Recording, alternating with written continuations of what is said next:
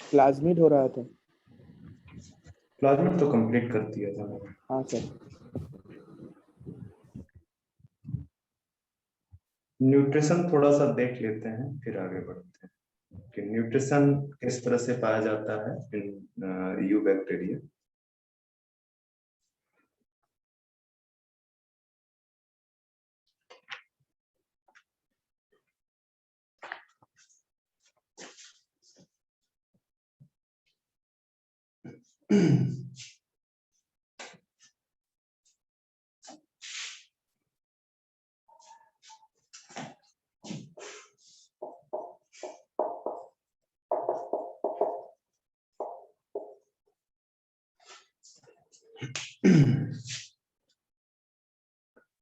तो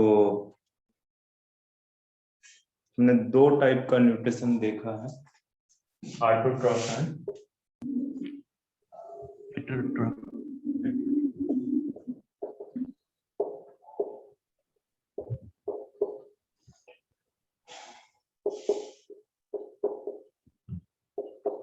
आप अगर एनसीईआरटी उठा के देखोगे तो उसमें लिखा हुआ है कि most of the you bacteria are heterotroph. ठीक है। ऑटोट्रॉफ में मैंने बताया कि दो तरह के ऑटोट्रॉफ हो सकते हैं। कौन कौन से ऑटोट्रॉफ हो सकते हैं? फोटो ऑटोट्रॉफ और केमी photosynthetic autotroph. And केमियोसिंथेटिक।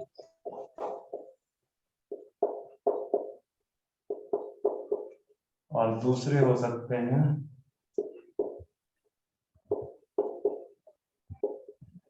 Chemo autotroph. Photo autotrophs में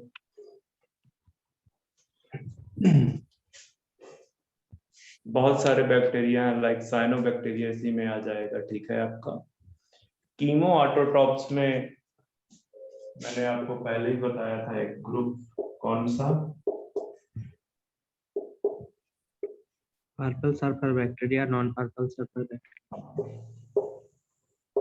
एक ग्रुप है बच्चे, ठीक है। ये किसी बैक्टीरिया का नाम नहीं है, ये क्या है? एक ग्रुप है जिसके अंदर वो बैक्टीरिया आते हैं जो कीमो ऑटोट्रॉफ्स। ठीक है।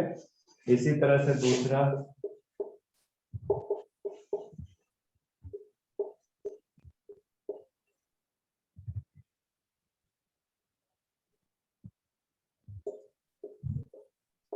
एनसीईआरटी में इतना मेंशन है तो इतना ही याद रखना, इससे ज्यादा याद करने की जरूरत नहीं है आपको।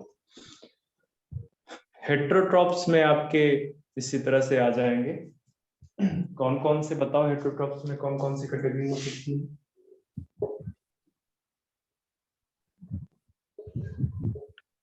Saprophytic and parasitic. सैप्रोट्रॉफ्स या सैप्रोफाइट्स एंड पैरासिटिक। ठीक है। तो ये हेटेरोट्रॉफ्स में ये कैटेगरी मिल जाएगी, ऑटोट्रॉफ्स में ये वाली कैटेगरी मिल जाएगी। न्यूट्रिशन के रिस्पेक्ट में ये इंपॉर्टेंट है। एक मिनट रुकना जरा, मैं एक और चीज देखता हूँ।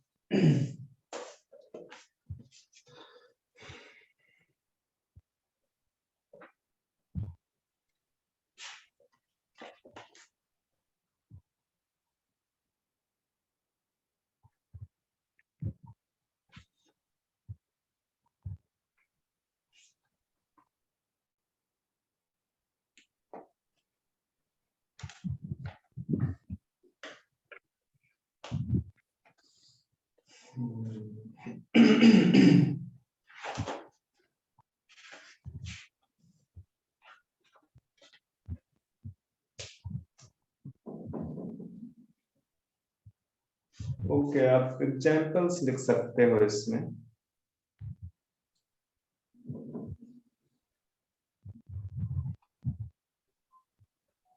जैसे सेप्रोट्रॉप्स में एग्जाम्पल या सेप्रोट्रॉप्स को कैटेगराइज कर दिया जाए।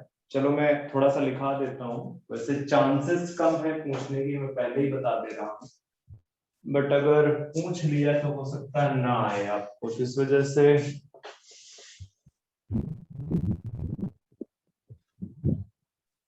मैं लिखा ही देता हूँ। ये हेटेरोट्रॉप्स की कैटेगरी में है, सेप्रोट्रॉप्स और पैरासिटिक के रिस्पेक्ट में। ठीक है। तो सबसे पहले आप समझने की कोशिश करो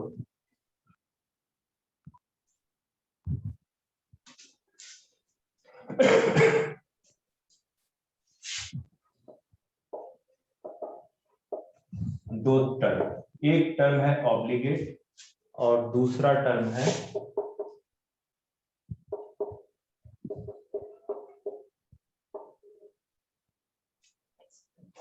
फैकल्टेटिव। समझ में आ रहा है? तो ऑब्लिगेट क्या होता है?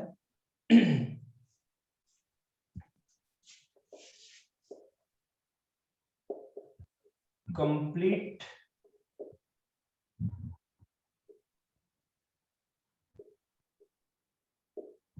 डिपेंडेंसी। ठीक है, अगर मैं बोल दूं ऑब्लिगेट सेप्रोट्रॉप है तो इसका मतलब क्या होगा? इसका मतलब होगा कि वो सिर्फ डेड एंड जो है डिकेइंग ऑर्गेनिक मैटर पे डिपेंड कर, वो और किसी चीज पे अपना लाइफ डिपेंड नहीं कर सकता है। ठीक है, उसके पास ऑप्शन नहीं है। ऑब्लिगेट के केस में क्या है, ये क्या है, ऑप्शन लेस।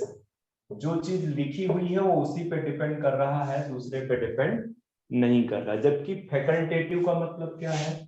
ठीक है, कि ये इनकम्प्लीट डिपेंडेंसी है। ठीक है, ये इस तरह से लिखो, नॉट कंप्लीटली डिपेंडेंट।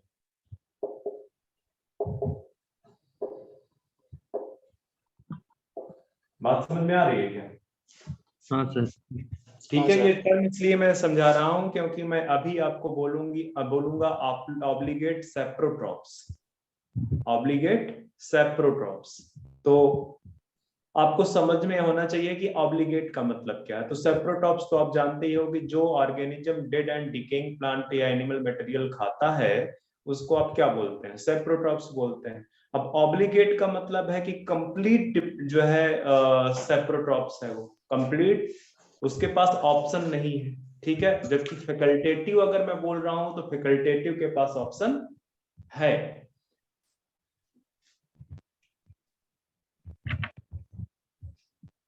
बात समझ में आई?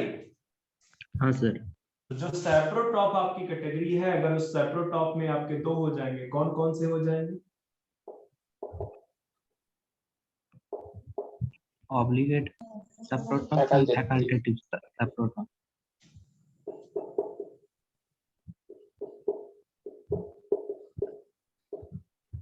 एग्जाम्पल वैसे तो रेयर ही पूछता है, बस ये आप जानते रहना कि मतलब क्या है दोनों टर्म्स का। ठीक है, दोनों टर्म्स का मतलब क्या है वो आपको समझ में होना चाहिए। एग्जाम्पल मैं लिखा देता हूं, चांसेस कम है पूछने। ठीक है, जैसे ऑब्लिगेट सेप्रोट्रॉप्स में एग्जाम्पल में लिखाता हूं क्लॉस्ट्रीडियम बैटिलनिकम। ठीक है, क्लॉस्ट्रीडियम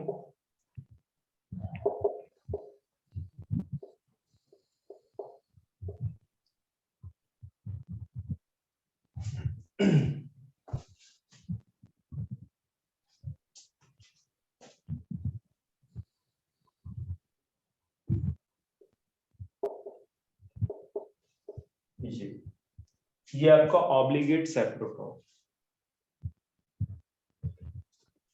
स्यूडोमोनास फैकल्टेटिव,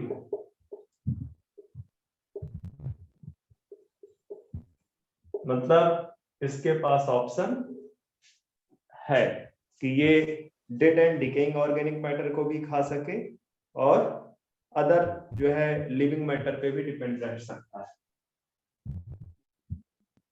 इसी तरह से पैरासिटिक कैटेगरी में भी आप देख लो, पैरासिटिक कैटेगरी में ऑब्लिगेट एंड फैकल्टेटिव। सर वो क्या, एक बार वो क्लॉस्ट्रिडियम क्या लिखा, botulinum. Botulinum, botulinum।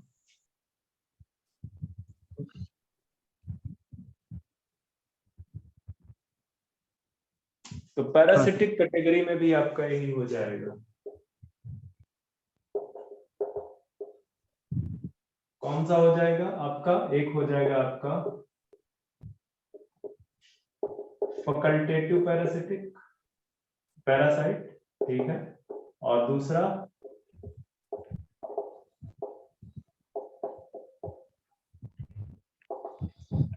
Obligate parasite.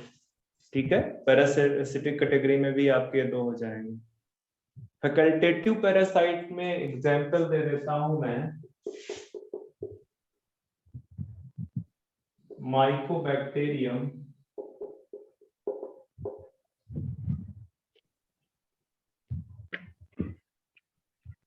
Tuberculosis.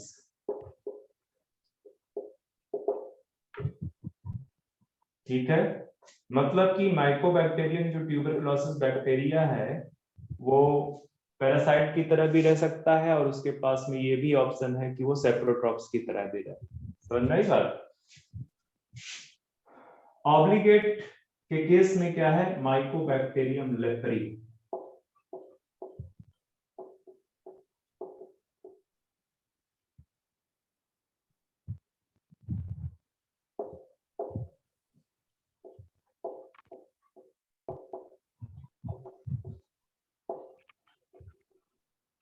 Leprae ये ऑब्लिगेट है, ये सिर्फ पैरासाइट की तरह ही रह सकता है, ये सेप्रोट्रॉप टाइप या अदर टाइप्स का मोड ऑफ डिसीजन नहीं ले सकता है।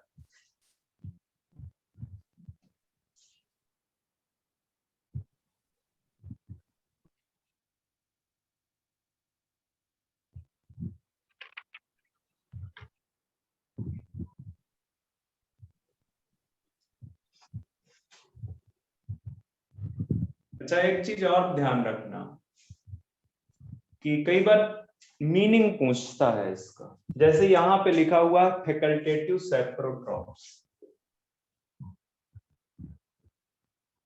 ठीक है, तो इसकी मतलब है, फैकल्टेटिव सेप्रोट्रॉप्स का मतलब है कि this is normally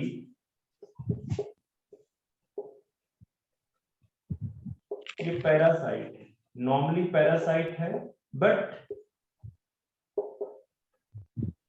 can also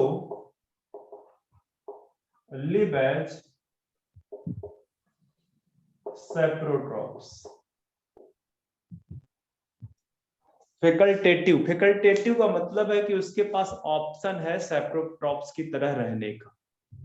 facultative saprotrophs का मतलब क्या है कि उसके पास ऑप्शन है किसकी तरह रहने का, सेप्रोट्रॉप्स की तरह के रहने का, पर वो एक्चुअली क्या है,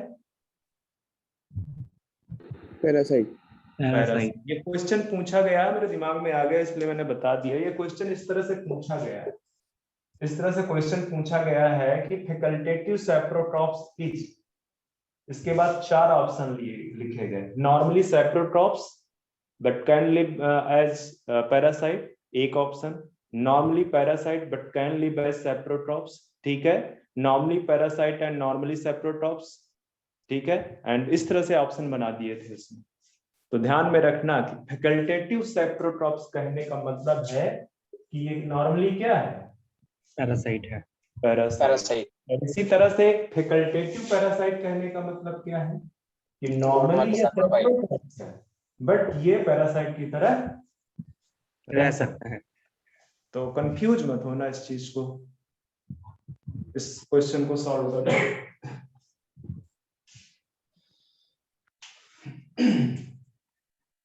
तो ये चीज मैंने न्यूट्रिशन के रिस्पेक्ट में आपका क्लियर कर दिया है। अब हम नेक्स्ट टॉपिक पे चलते हैं।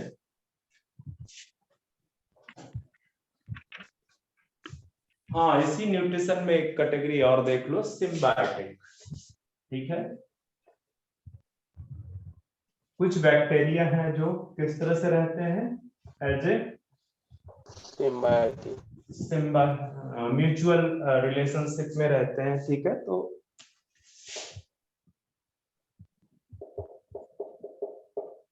सिम्बायोटिक बैक्टीरिया, हालांकि इस टॉपिक में मैं पढ़ाऊंगा आपको कहाँ पे, सिम्बायोटिक बैक्टीरिया जब मैं प्लांट्स के केस पढ़ाऊंगा, ठीक है, सिम्बायोसिस जब प्लांट्स में पढ़ाऊंगा आपका नाइट्रोजन फिक्सेशन के टाइम पे, तो वहां पे मैं इनके बताऊंगा इनके बारे में। बट फिर भी मैं लिखा देता हूं यहाँ पे,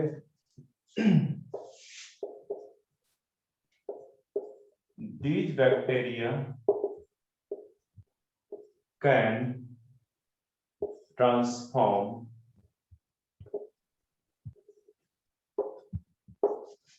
मॉलिक्यूलर नाइट्रोजन इन NH3। ठीक है, ये क्या करते हैं सिम्बायोटिक बैक्टीरिया? मॉलिक्यूलर नाइट्रोजन को अमोनिया में कन्वर्ट करता है। For example nostoc, rhizobium, rhizobium. ठीक है, अब ये तो बेसिकली सिम्बायोटिक एसोसिएशन में रहता है, इसलिए मैंने इसका नाम लिख दिया है। ये जो काम है नाइट्रोजन को अमोनिया में चेंज करने वाला, ये फ्री लिविंग भी करते हैं, सिम्बायोटिक बैक्टीरिया भी करते हैं, बट फ्री लिविंग की बात बाद में करेंगे। ठीक है, चूंकि हमको सिम्बायोटिक बैक्टीरिया के बारे में लिखाना था तो मैंने बता दिया राइजोबियम। ठीक है, और ऐसा राइजोबियम जो बेसिकली लेगुमिनेसी फैमिली के साथ में करता है उसको बोलते हैं राइजोबियम लेग्यूमिनोसेरम।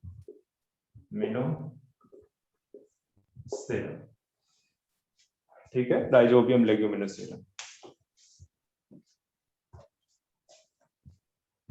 बाकी की बातें हम बाद में करेंगे। और भी लिखना चाहो तो लिख सकते हो आप, जैसे साइनोबैक्टीरिया में एनाबेना है आपका, ठीक है, नॉस्टॉक है आपका, तो वो भी कर सकते हैं, लिख सकते हो, बट बात नहीं कर रहे हैं इसकी बात। अब करते हैं बात रिप्रोडक्शन की, मोड ऑफ रिप्रोडक्शन या रिप्रोडक्शन। ठीक है,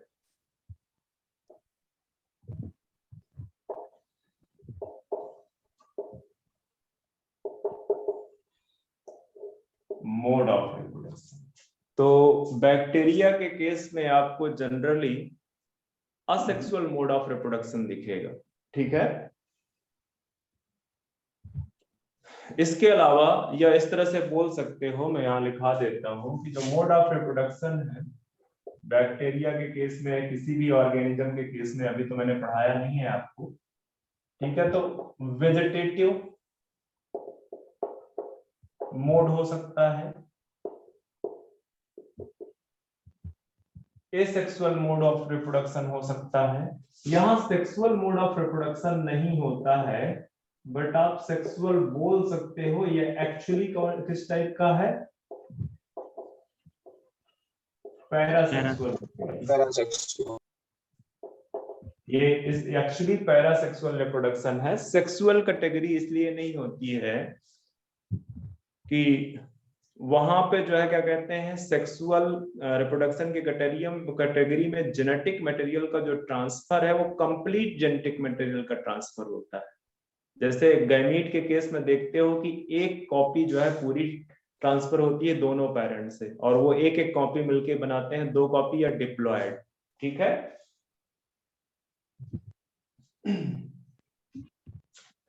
तो वेजिटेटिव रिप्रोडक्शन में आपका कौन सा आता है बताओ? Bacteria, bathing, binary fission, binary fission, budding. ठीक है, तो आप बडिंग। सर हाँ सर पैरासेक्सुअल रिप्रोडक्शन की मतलब एक बार फिर से समझ दीजिए। अरे तो अभी तो मैंने पैरासेक्सुअल रिप्रोडक्शन समझाया ही कहाँ है, अभी तो मैंने जस्ट नाम लिखा है। ठीक है, ठीक है सर।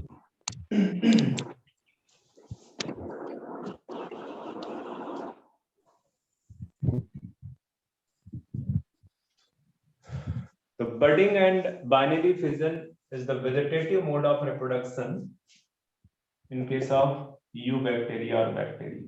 ठीक है, बाइनरी फिजन में एग्जांपल में जैसे दूं आपको,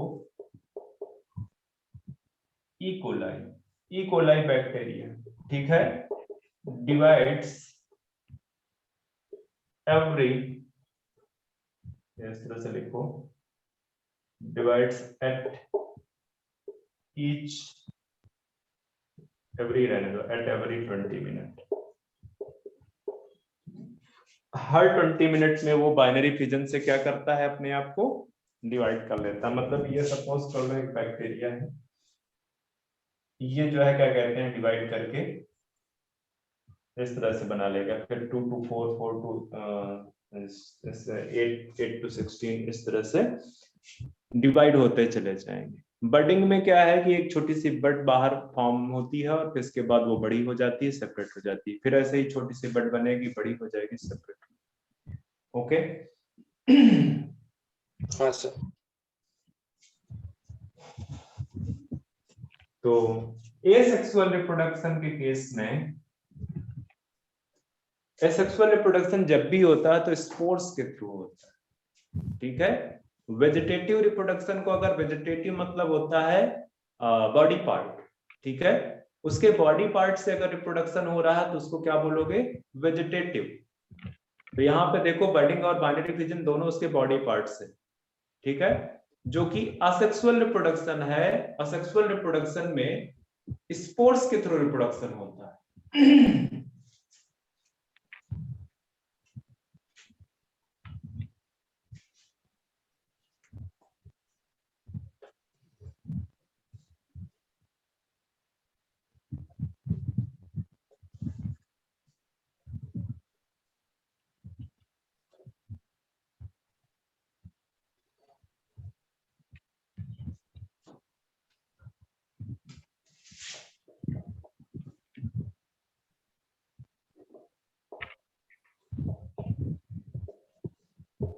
असेक्सुअल रिप्रोडक्शन, ठीक है। तो asexual reproduction occurs during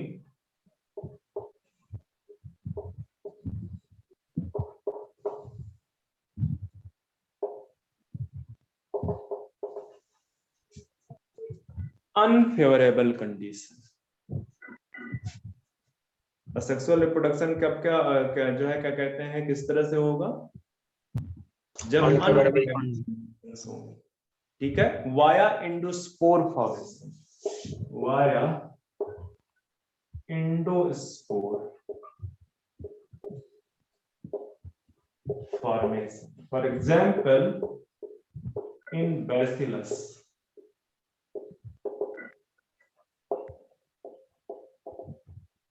species, endospore formation के थ्रू बैसिलस स्पीसीज में। अगर आप एनसीईआरटी देखोगे तो एनसीईआरटी में एक जगह शेप ऑफ बैक्टीरिया बना हुआ है, ठीक है, डिफरेंट शेप की बात की है बैक्टीरिया में, और उसमें कुछ इस तरह से स्ट्रक्चर दिख रहा है।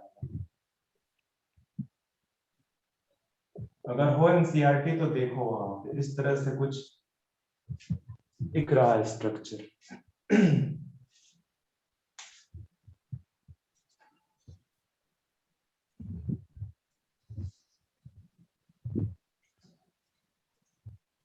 देखा बेटा? हाँ सर। हाँ ठीक सर। है। तो ये रॉड शेप्ड स्ट्रक्चर है, बैसिलस आपके रॉड शेप्ड होते हैं, इसी वजह से इनको बैसिलस बोलते हैं। और इस तरह से अंदर ये वाला जो है ये इंडोस्पोर है, ये क्या है, endospore. Actually endospore is a very या हाईली रेजिस्टेंट स्ट्रक्चर, हाईली पर रेजिस्टेंट। तो सर डीएनए लिखा है, क्या? डीएनए लिखा है तो बुक में। कहाँ बुक में डीएनए लिखा बच्चे? वो पिक्चर में। नहीं, वो पिक्चर उन्होंने या तो गलत वो देख किया हुआ है, मैं एक बार फिर स्पोर से लिखा है, हाँ, स्पोर लिखा है। अच्छा तुम्हारा जो प्रोनाउंसिएशन है वो मुझे समझ नहीं पाता। अरे बच्चे कहाँ पे हो आप? पेज नंबर 18 के फिगर 2.1 पे जाओ। हाँ सर। अब दिखा कि नहीं? हाँ हाँ, तो इसके पहले कौन सा पिक्चर देख लिया था? वो सर 2.3 वाला। शेप ऑफ बैक्टीरिया पे जाओ, बैक्टीरिया के शेप जहां पे बने हुए।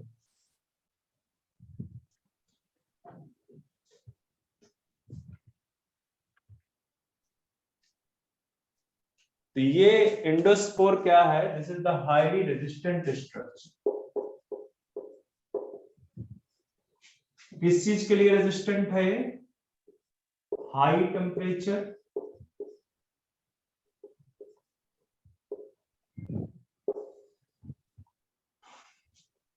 रेडिएशंस,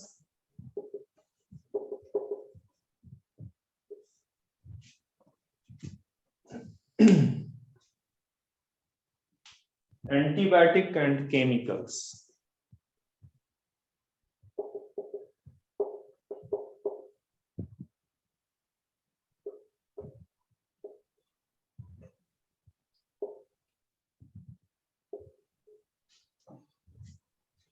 ये सेक्सुअल रिप्रोडक्शन में आपने देखा कि जो बैक्टीरिया है वो एंडोस्पोर का फॉर्मेशन करता, सारे के सारे बैक्टीरिया नहीं, कुछ fake bacteria, for example bacillus species, ठीक है। और एंडोस्पोर बहुत रेजिस्टेंट स्ट्रक्चर है for with respect to high temperature, radiation, antibiotic, chemical etcetera, ठीक है।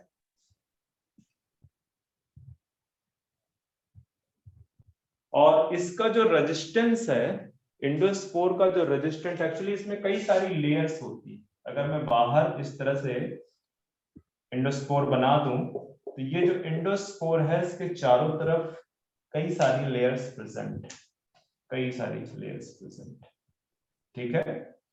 इन लेयर्स में से एक लेयर है कॉर्टेक्स, और वो जो कॉर्टेक्स है उसमें प्रेजेंट होता है कैल्शियम डिक्लोनिक एसिड। एक मिनट मुझे स्पेलिंग देखना पड़ेगा।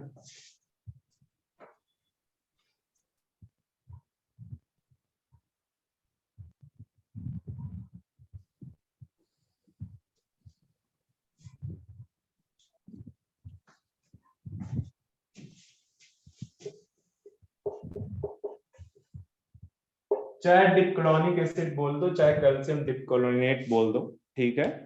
साल्ट है बेसिकली ये प्रेजेंट होता है। तो जो रेजिस्टेंस है बेसिकली, जो रेजिस्टेंस है बिकॉज ऑफ दिस केमिकल, इस केमिकल की वजह से वो एक रेजिस्टेंट स्ट्रक्चर बनाता है।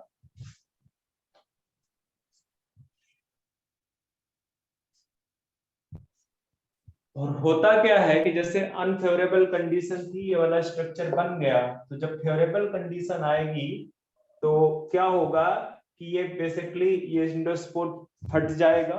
ये एंडोस्पोर बेसिकली जो है धीरे धीरे करके अपने को डिटेरिएट कर लेगा और उसके अंदर से नया जो बैक्टीरिया है वो जन्म ले लेगा, ठीक है। वो जो स्पोर्स के अंदर जो उसका प्रोटोप्लाज्म रखा हुआ है वो नए बैक्टीरिया के फॉर्म में अपने आप को जन्म दे देगा, ठीक है। तो असेक्सुअल रिप्रोडक्शन में ये सारे पॉइंट इंपॉर्टेंट है कि ये अनफेवरेबल कंडीशन के दौरान बेसिकली होता है, वाया एंडोस्पोर फॉर्मेशन होता है, बैसिलस में होता है, रेजिस्टेंट स्ट्रक्चर है, high temperature, radiation, antibiotic, chemical etcetera. और जो रेजिस्टेंस है बेसिकली केमिकल की वजह से है, that chemical is known as calcium dipicolinic acid, या जो है डिपिकोलिनेट, कैल्शियम डिपिकोलिनेट।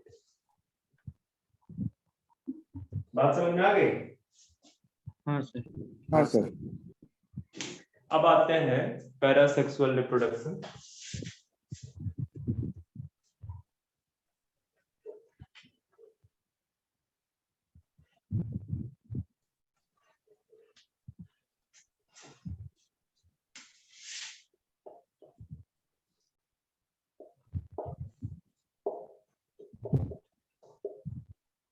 इसको जेनेटिक रिकॉम्बिनेशन भी बोलते हैं, also known as genetic recombination. मैं रिकॉम्बिनेशन आपको पढ़ा चुका हूं,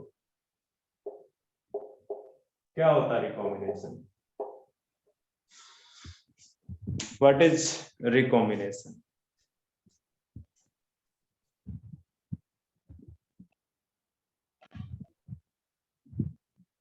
भूल गए? What is crossing over?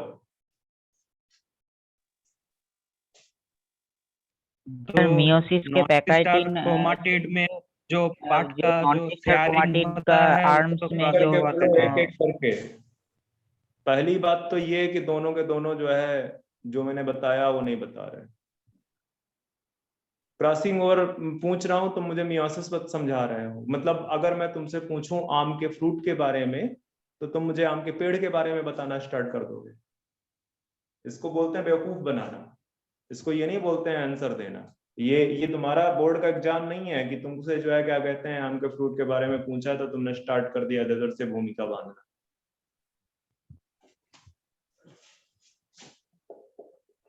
अपना नोट्स कभी कभी उलट के देख लिया करो। Crossing over is the exchange of segment.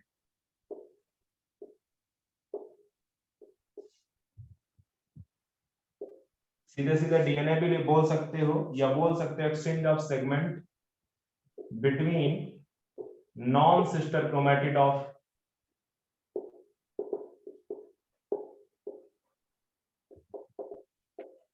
Homologous chromosomes. ये लिखा हुआ देख लो जाके।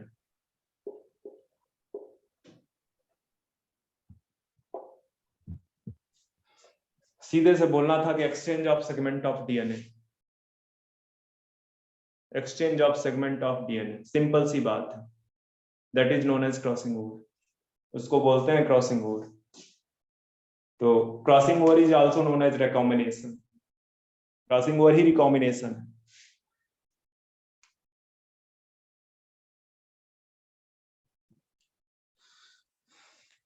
इतना इंपॉर्टेंट टॉपिक है, आगे तो जेनेटिक्स आपकी गोल हो जाएगी अगर ये सब समझ नहीं है तुम्हें। तो पैरा सेक्सुअल रिप्रोडक्शन को जेनेटिक रिकॉम्बिनेशन भी बोलते हैं। जेनेटिक रिकॉम्बिनेशन आपको यहां पे 3 टाइप्स के जेनेटिक रिकॉम्बिनेशंस देखने को मिलेंगे। कौन कौन से 3 टाइप्स के हैं? एक है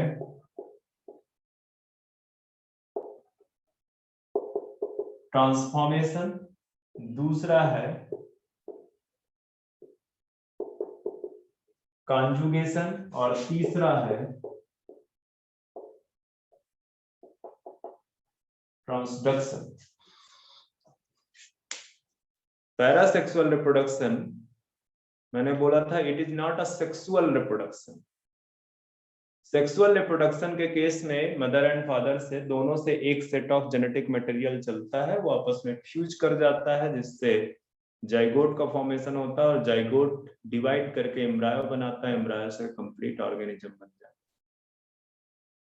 सेक्सुअल रिप्रोडक्शन के केस में बेसिकली जो जेनेटिक मटेरियल है ट्रांसफर है वो पूरा होल सेट ट्रांसफर होता है, पूरा सेट ट्रांसफर होता है। जबकि पैरासेक्सुअल रिप्रोडक्शन जो कि बैक्टीरिया के केस में हो रहा है, यहाँ पे पूरा का पूरा सेट ट्रांसफर नहीं होता है, यहाँ पे एक सेगमेंट ट्रांसफर होता है, एक सेगमेंट ट्रांसफर होता है। इसी वजह से इसको बोलते हैं रिकॉम्बिनेशन, इसी वजह से इसको बोलते हैं रिकॉम्बिनेशन। तो जो ट्रांसफॉर्मेशन है, ट्रांसफॉर्मेशन में जो सेगमेंट या जो पार्ट ऑफ जेनेटिक मटेरियल एक बैक्टीरिया से दूसरे बैक्टीरिया में ट्रांसफर होगा, ठीक है, पार्ट ऑफ जेनेटिक मटेरियल एक बैक्टीरिया से दूसरे बैक्टीरिया में ट्रांसफर होगा, वो वाया सराउंडिंग मीडिया होगा, सराउंडिंग मीडिया, ठीक है।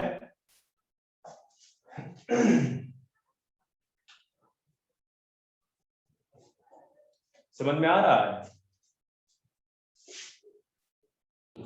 नहीं समझ में आ रहा है तो रट लो। मैं यहाँ पे क्या लिखने जा रहा हूं, अपटेक ऑफ जीन्स या डीएनए सेगमेंट, ठीक है, टू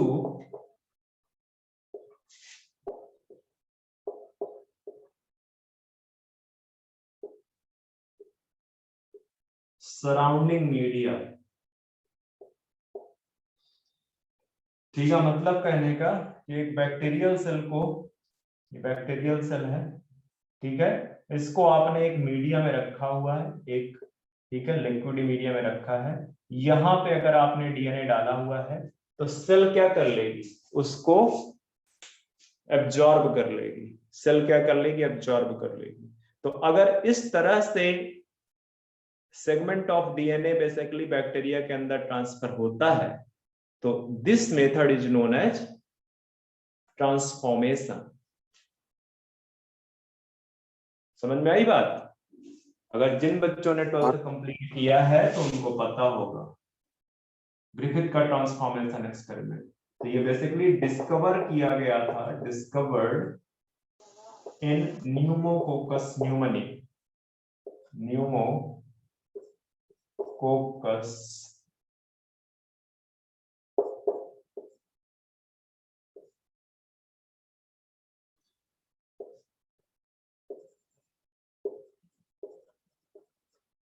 निमोनिया। इसमें डिस्कवर किया गया था, ग्रिफिथ का ट्रांसफॉर्मेशन एक्सपेरिमेंट पता होगा जिन लोगों ने 12th कंप्लीट कर रखा है।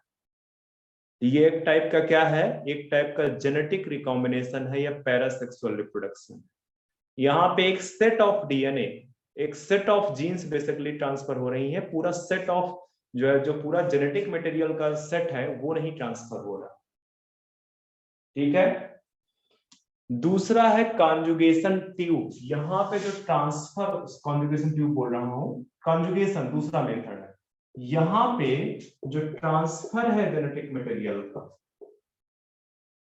ट्रांसफर ऑफ जेनेटिक मटेरियल या transfer of segment of DNA, segment of DNA, जो डीएनए के सेगमेंट का जो ट्रांसफर है, इट अकर्स थ्रू, किसके थ्रू होता है,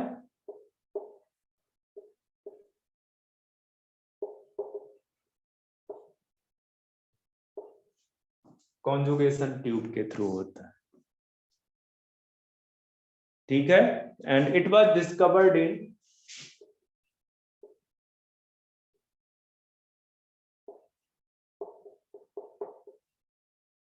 ई कोलाई। तो यहां पे भी देखो, जेनेटिक मटेरियल का एक सेगमेंट ट्रांसफर हो रहा है, डीएनए का एक सेगमेंट ट्रांसफर हो रहा है, वो भी किसके थ्रू, कॉन्जुगेशन ट्यूब के थ्रू। ठीक है। ये भी एक टाइप का पैरासेक्सुअल या जेनेटिक रिकॉम्बिनेशन। एक और कैटेगरी है ट्रांसडक्शन। यहां पे भी ट्रांसफर हो रहा है जेनेटिक मटेरियल का। ठीक है। और ट्रांसफर किसके थ्रू हो रहा है ट्रांसडक्शन में,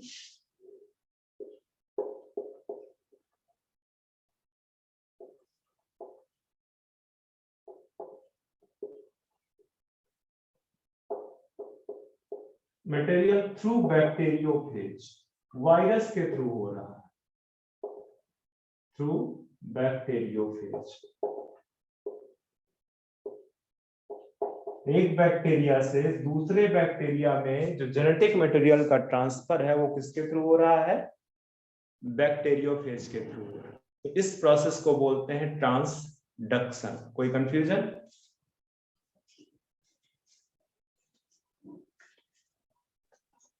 वो सर बैक्टीरियोफेज क्या है, एक बार बोल दीजिए। बताऊंगा अभी आगे चल के इसी चैप्टर में। बैक्टीरियोफेज एक वायरस है जो बैक्टीरिया को इन्फेक्ट करता है। तो मैं क्या बोल रहा था कि it was discovered in salmonella.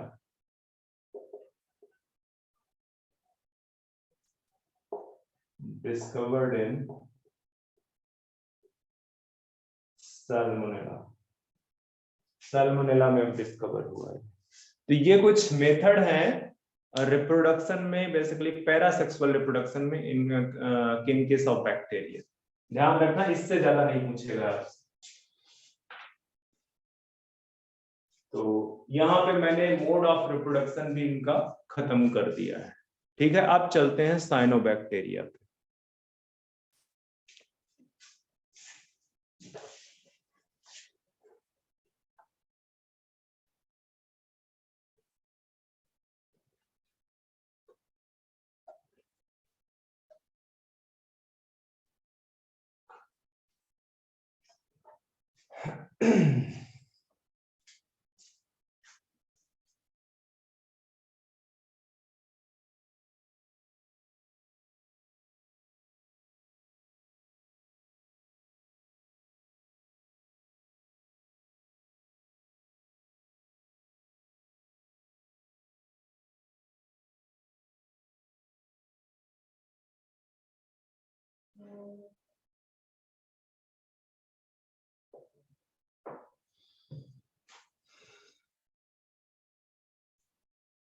चलो साइनोबैक्टीरिया स्टार्ट करते हैं।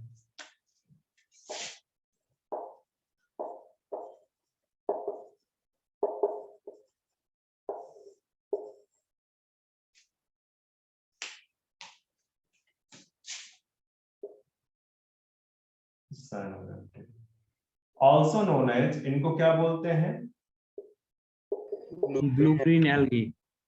Blue green algae.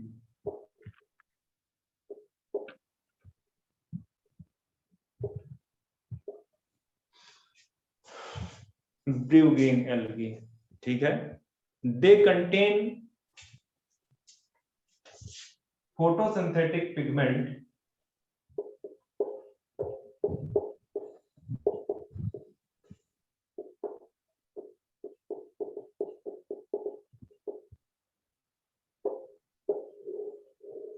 कौन सा?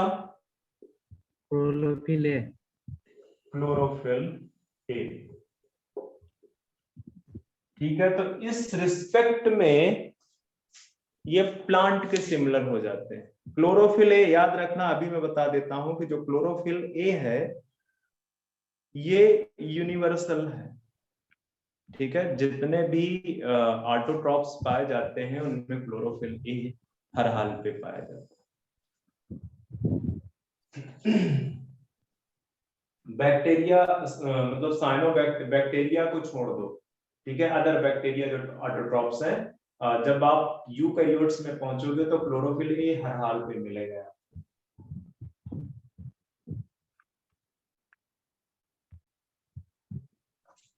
ठीक है, यहाँ पे मैं लिख देता हूं। तो इस तरह से क्वेश्चन कई बार पूछ लेता है कि ग्रीन प्लांट्स और साइनोबैक्टीरिया में क्या सिमिलरिटी, ठीक है।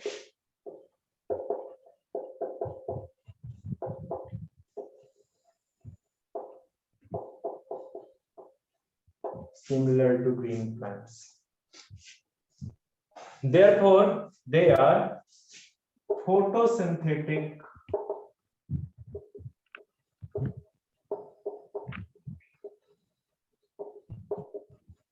ऑटोट्रॉप्स, ठीक है। ऐसे ऑटोट्रॉप्स हैं जो अपना भोजन खुद से प्रिपेयर करते हैं और इनके पास लाइट को ट्रैप करने के लिए एक पिगमेंट है, कौन सा? Chlorophyll A.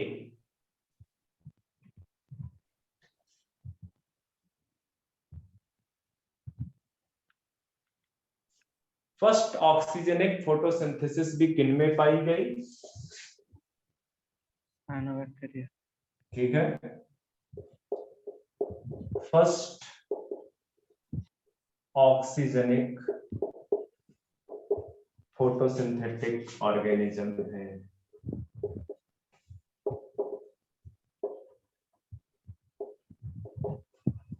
मतलब कि ऐसे ऐसे ऐसे फोटोसिंथेसाइजर हैं ये, जो क्या रिलीज करते हैं? ऑक्सीजन। ऑक्सीजन। इसके पहले साइनोबैक्टीरिया के पहले जो बैक्टीरिया होते थे वो कैसे होते थे? एनऑक्सीजनिक फोटोसिंथेसाइजर थे वो ऑक्सीजन रिलीज नहीं करते थे। ये पहली बार ऐसा हुआ कि साइनोबैक्टीरिया ने फोटोसिंथेसिस परफॉर्म की और क्या रिलीज किया? ऑक्सीजन। क्या? ऑक्सीजन।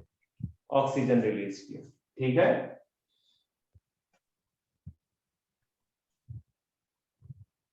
दैट मीन्स कि जो एटमॉस्फेरिक ऑक्सीजन है इनिशियली किसने जो है प्रोवाइड की? तुमको पता है, अगर एडिशन के बारे में आपको थोड़ा बहुत आइडिया है कि जो आपका अर्थ था, मतलब अर्थ तो रिड्यूसिंग था, ठीक है। हाँ, अर्थ पहले जो है रिड्यूसिंग एनवायरनमेंट था, रिड्यूसिंग, फ्री ऑक्सीजन था। तो रिड्यूसिंग एनवायरनमेंट में ऑक्सीजन भरने का काम सबसे पहले किसने किया? साइनोबैक्टीरिया। ठीक है। इन्हीं के धीरे धीरे करके ऑक्सीजन अकोमुलेट होती चली गई, रिड्यूसिंग एनवायरनमेंट ऑक्सीडेटिव एनवायरनमेंट में चेंज होता चला गया। इनिशियली बेसिकली हो क्या रहा था कि जो ऑक्सीजन था, ऑक्सीजन पॉइजन की तरह काम कर रही थी, ठीक है। क्यों? क्योंकि ये बेसिकली ऑक्सीडेशन का काम कर रही है, मतलब बड़े मॉलिक्यूल को छोटे मॉलिक्यूल में तोड़ने का काम कर रही है, ठीक है। तो ये उस टाइम के जो ऑर्गेनिजम्स थे उनको, उनके लिए बहुत ही ज्यादा पॉइजनस थी, ठीक है। फिर क्या हुआ कि जैसे जैसे बेसिकली ऑक्सीजन तो ओरिजिन होती ही जा रही है, ऑक्सीजन तो बनती ही जा रही थी, तो जो लिविंग ऑर्गेनिजम्स थे उन्होंने, उनके अंदर इस तरह का म्यूटेशन हुआ कि जहां पे ऑक्सीजन बेसिकली पॉइजन की तरह काम कर रही थी, उसको इस तरह से यूटिलाइज किया कि वो एनर्जी को, उनके बेसिकली एनर्जी कंजम्पशन की जो एफिशिएंसी थी, उनके जो एनर्जी कंजम्पशन की जो एफिशिएंसी थी या फ्यूल जो एफिशिएंसी थी, उसको क्या कर दिया उसने? इंक्रीज कर दिया, फ्यूल एफिशिएंसी को इंक्रीज कर दिया वाया एरोबिक रिस्पायरेशन। मतलब कौन सा रिस्पायरेशन डेवलप हो गया? एरोबिक। Aerobic respiration. और इसकी वजह से जो एफिशिएंसी थी उनके अंदर फ्यूल की या फूड से जो एनर्जी निकलने की जो एफिशिएंसी थी उसको क्या कर दिया इसने? इनहांस कर दिया। इनहांस कर दिया। ठीक है, ये जो साइनोबैक्टीरिया है दे में बी यूनिसेलुलर और कॉलोनियल और फिलामेंटस।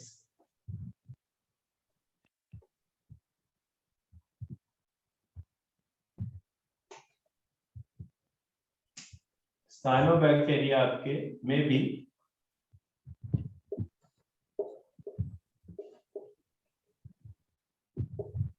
यूनिसेलुलर और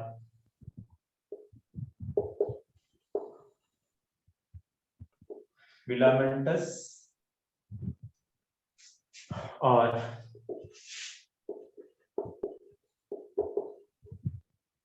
कॉलोनियल, या इस तरह से लिख सकते हो यूनिसेलुलर और फिलामेंटस को अलग कर लो और इसके अपने एग्जांपल यहाँ पे दे देते हैं।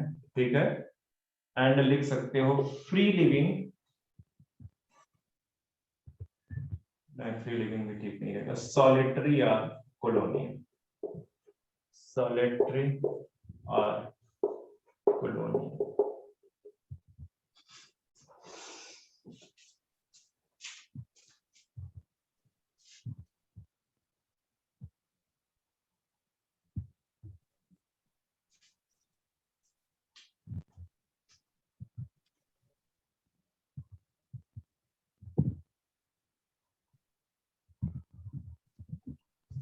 यूनिसेलुलर एग्जांपल्स मेरे पास फिलामेंटस का मैं लिखा देता हूं, जैसे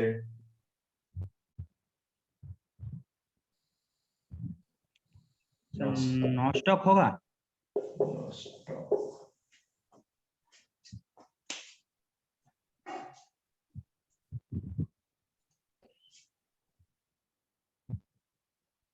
एक मिनट रुकना बच्चा, कुछ एग्जांपल्स मैं आप देखता हूं मेरे पास।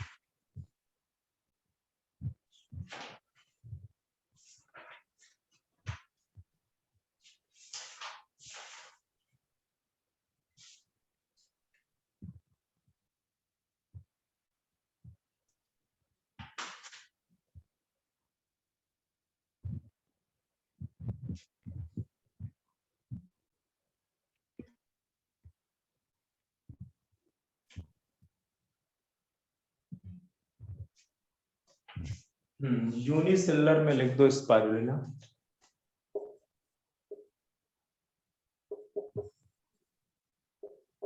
और आपको पता है ये एडिबल भी है।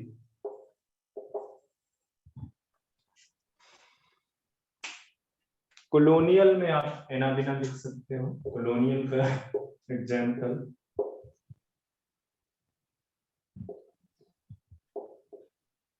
एनाबिना।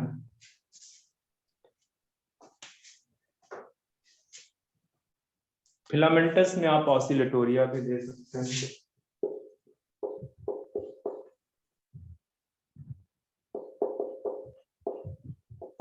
पर वो एडिबल एक एग्जाम्पल है। एडिबल, एडिबल मतलब खाने योग्य।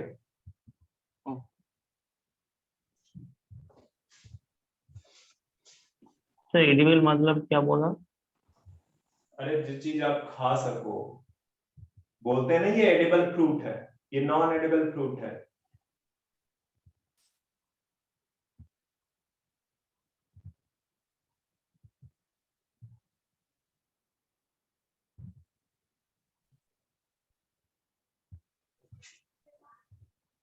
हैबिटाट के रिस्पेक्ट में अगर बात करें तो जो आपके साइनोबैक्टीरिया हैं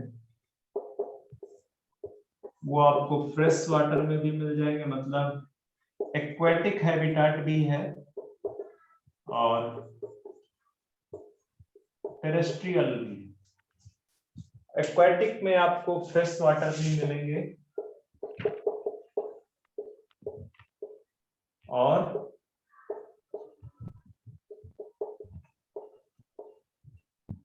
मैरीन वाटर में भी मिलेंगे। बात समझ में आ रही है?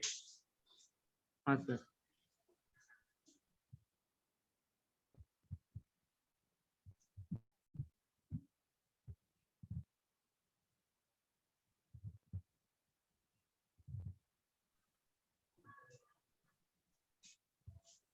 आगे बढ़ते हैं।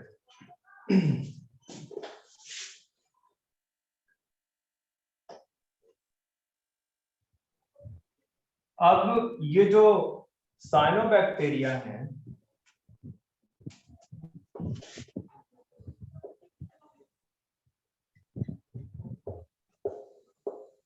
colonies of cyanobacteria produce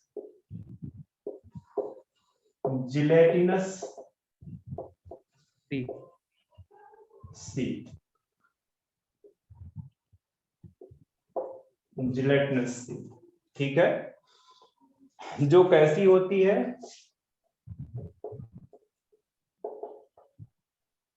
slimy, चिकनी होती है, ठीक है, स्लाइमी।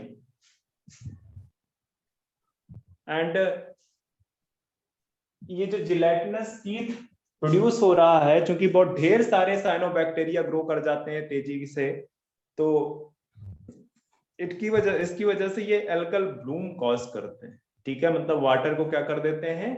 पल्यूट कर देते हैं। बात समझ में आई? हाँ सर। हाँ sir.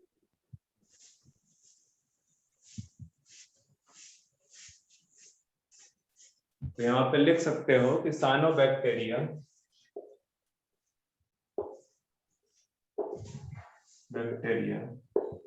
Form water Bloom.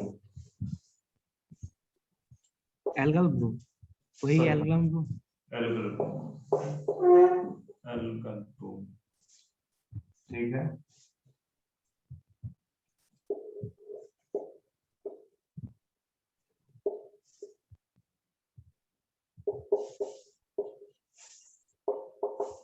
cause water pollution.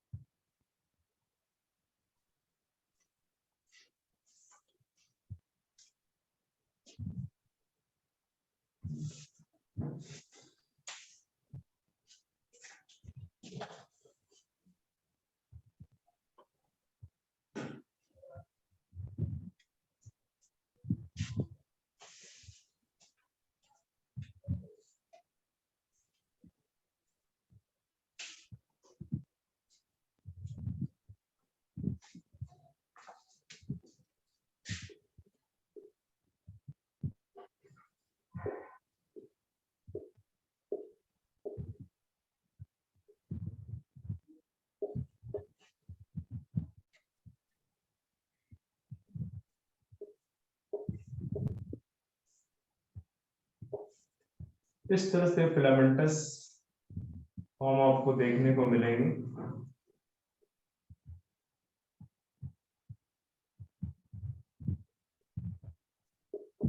और कुछ फिलामेंटस फॉर्म के अंदर आपको कुछ स्ट्रक्चर्स नजर आएंगे जिनको बोलते हैं हेट्रोसिस्ट, ठीक है। ये क्या है? हेट्रोसिस्ट।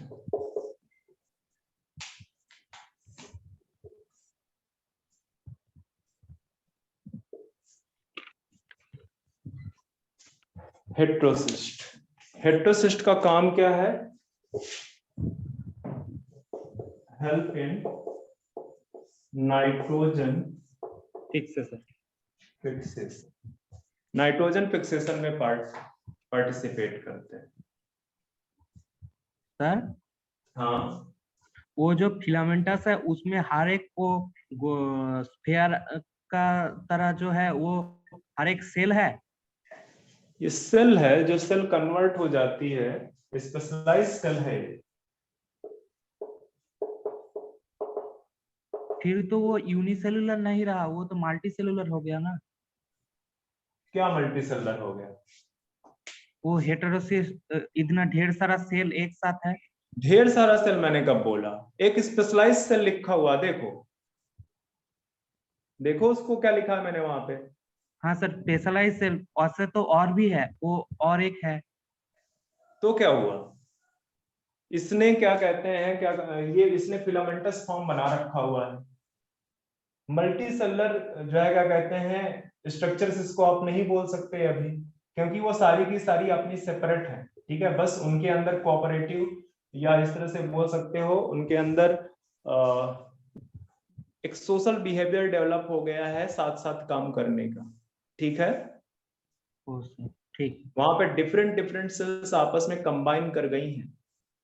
उनमें से कुछ फिर भी सेल्स यही अपने होता आप है। स्पेशलाइज कर लेती हैं कि वहां पे नाइट्रोजन फिक्सेशन होने लगता है, हेटेरोसिस्ट जैसे स्ट्रक्चर डेवलप कर देती हैं, जिसकी जो ये जो बाहर की वॉल है, इसकी जो वॉल है वो बहुत थिक वॉल हो जाती है। थिक वॉल, थिक वॉल होती है तो ये इम्परमिएबल हो जाता है फॉर एयर एक्सचेंज। क्यों? क्योंकि इसके अंदर जो एंजाइम भरा हुआ है वो ऑक्सीजन के लिए सेंसिटिव है, तो इसको ऑक्सीजन नहीं पहुंचनी चाहिए, ऑक्सीजन पहुंचेगी तो एंजाइम खराब हो जाएगा।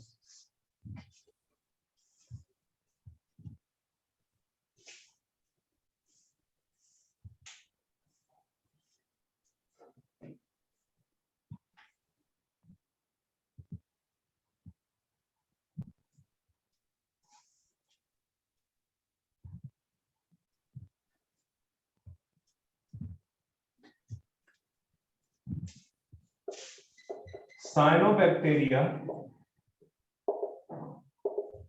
shows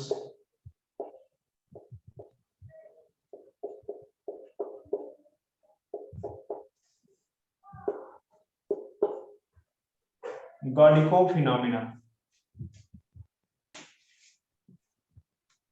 गॉडिको फिनोमेना शो कर रहे हैं, इसका मतलब क्या है कि they change their colour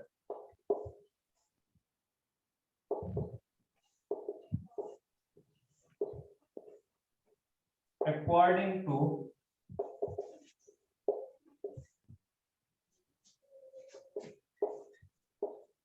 availability of different wavelength of light।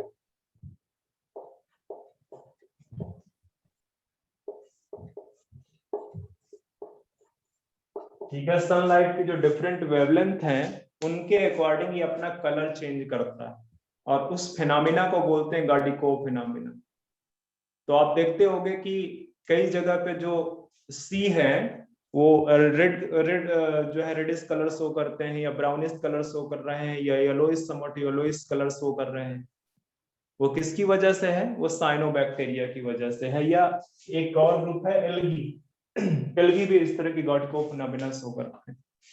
तो वो जो कलर है सी एरियाज में वो रेड है, येलो है, depending upon the availability of the light. ठीक है, डिफरेंट कलर्स बेसिकली वो शो करते हैं, इसको बोलते हैं गॉडिको फिनोमिना। तो ध्यान रखना, ये साइनोबैक्टीरिया में दो इंपॉर्टेंट चीजें हैं, एक तो ये गॉडिको फिनोमिना शो करते हैं, और दूसरा एल्गल ब्लूम कॉज करते हैं। हेट्रोसिस्ट में ये याद रखना कि हेट्रोसिस्ट की जो वॉल होती है वो थिक वॉल होती है। ठीक है, नाइट्रोजन फिक्सेशन में पार्टिसिपेट करते हैं, एक से अधिक हो सकते हैं, जरूरी नहीं है कि एक ही हो, कई सारे हो सकते हैं।